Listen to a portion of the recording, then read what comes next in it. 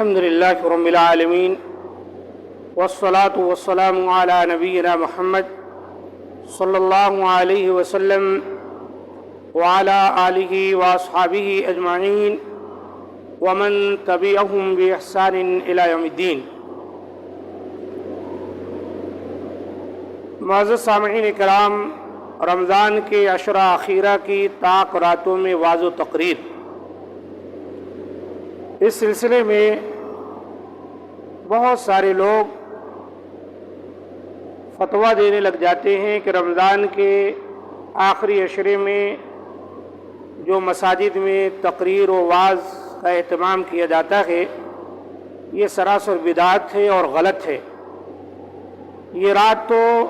بس عبادت کے لیے ہے، عبادت کے علاوہ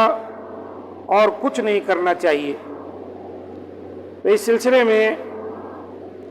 فضیلت الشیخ ابو الفوزان کفایت اللہ سنابلی حفظہ اللہ کا ایک فتویٰ، ایک تحریر نگاہ سے گزری جو 12/7/2019 کو انہوں نے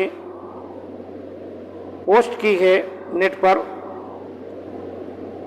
شیخ فرماتے ہیں کہ رمضان کے آخری عشرہ کی طاق راتوں کو کیسے گزارنا چاہیے، رمضان کے جاتے جاتے یہ چیز بھی بحث کا ایک موضوع بن جاتی ہے، بلکہ ہر چہار جانب فتویٰ بازی بھی شروع ہو جاتی ہے۔ بات سیر و تفریح، کھیل کود اور تضییع اوقات کی نہیں بلکہ عبادات اور شرعی امور کو لے کر اختلاف و اتفاق کے ڈنکے بجتے ہیں۔ اصل میں ان ساری بحثوں کے پیچھے یہ مقدمہ فرض کر لیا گیا ہے کہ طاق راتوں میں عبادات کی نوعیت توقیفی ہے،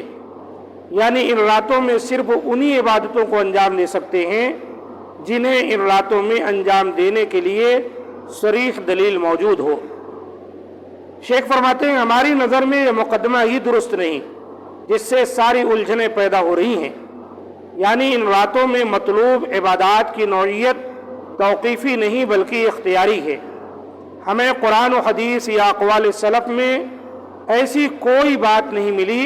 جس سے مستفاد ہوتا ہو کہ ان راتوں میں عام مشروع عبادات میں سے از خود کوئی عبادت منتخب نہیں کی جا سکتی،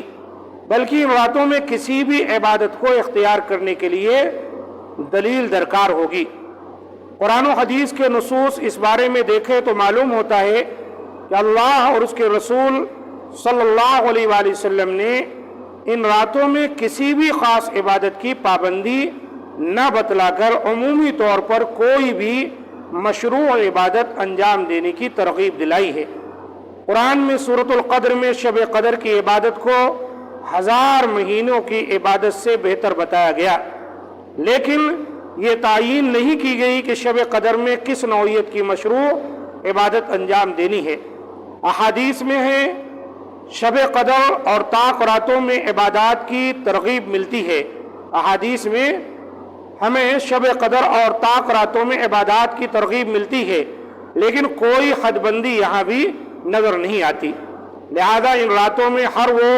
عام عبادات انجام دی جا سکتی ہے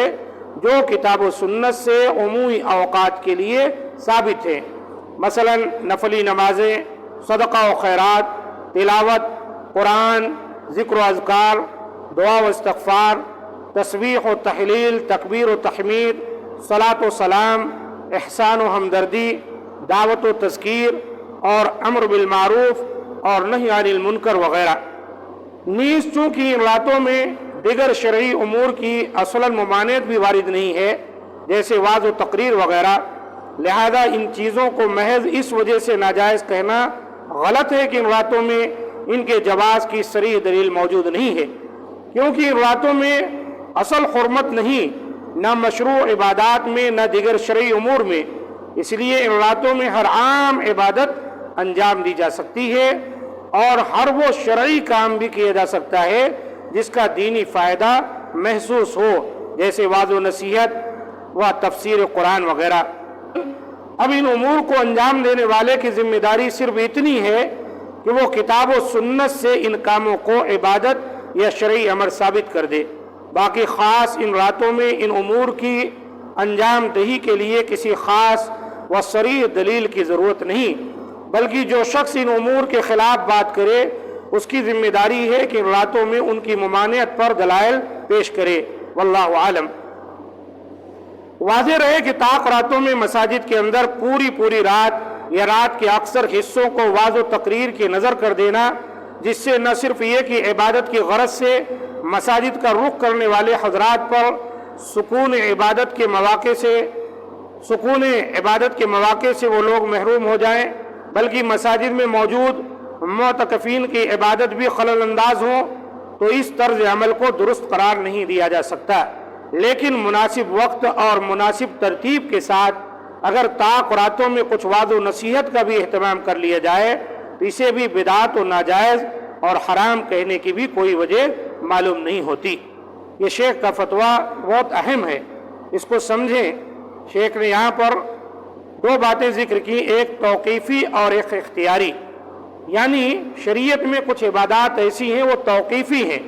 جتنا اللہ کے رسول نے کہا، جتنا آپ نے کیا، ہم کو اتنا ہی کرنا ہے، اس میں ہم ذرہ بھی بڑھا نہیں سکتے۔ جیسے نمازیں ہیں، اللہ کے رسول نے 2 سجدے کیے، 1 رکوع کیے، تو ہم اتنا ہی سجدہ کریں گے، اتنا ہی رکوع کریں گے۔ اپنی طرف سے رکوع اور سجدوں کی تعداد کو بڑھا نہیں سکتے، کیوں؟ یہ عبادت توقیفی ہے، اس میں اضافہ نہیں کیا جا سکتا۔ لیکن ایک اختیاری ہے، اس میں اختیار ہے۔ جیسے آپ سجدے میں جاتے ہیں، سجدے میں دعائیں اللہ کے رسول سے بہت ساری ثابت ہیں،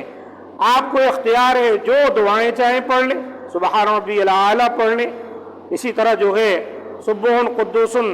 رب الملائکۃ والروح پڑھ لیں، دیگر جتنی دعائیں ہیں۔ اور اسی طریقے سے آپ دیکھیں گے جب تکبیر تحریمہ کہہ کر آپ کھڑے ہوتے ہیں، وہاں بھی بہت ساری دعائیں ہیں افتتاح صلاۃ کی۔ تو لہذا اس طرح جہاں اللہ کے رسول سے جو کچھ ثابت ہے اسی پر عمل کرنا چاہیے، اور جہاں توقیفی ہے وہاں رک جانا ہے اتنے پر ہی جتنا اللہ کے رسول نے کیا اور کہا اور کرا ہے۔ اور اس کے علاوہ کچھ اختیاری جگہیں ہیں، اختیاری عبادات ہیں، وہاں ہمارے لیے اللہ کے رسول صلی اللہ علیہ وسلم نے اختیار دیا، ہم جتنا چاہیں کر لیں۔ تہجد کی نماز ہے، آپ چاہیں تو 1 رکعت وتر پڑھ لیں، آپ چاہیں 3 رکعت پڑھ لیں، 5 رکعت پڑھ لیں۔ 11 رکعت سے زیادہ اللہ کے رسول رمضان غیر رمضان میں نہیں پڑھتے تھے، اگر اس کا بندوبست کریں تو یہ سنت طریقہ ہے۔ تو یہاں اختیار دیا گیا ہے، تو لہذا طاق راتوں میں نبی صلی اللہ علیہ وسلم سے کوئی توقیفی عبادت نہیں ثابت ہے کہ بس یہی اتنا کرنا ہے، اس کے علاوہ آپ اور کچھ نہیں کر سکتے، بلکہ اختیار دیا گیا ہے۔ اختیار ہے عمومی اعمال صالحہ کوئی بھی ہم لوگ کر سکتے ہیں۔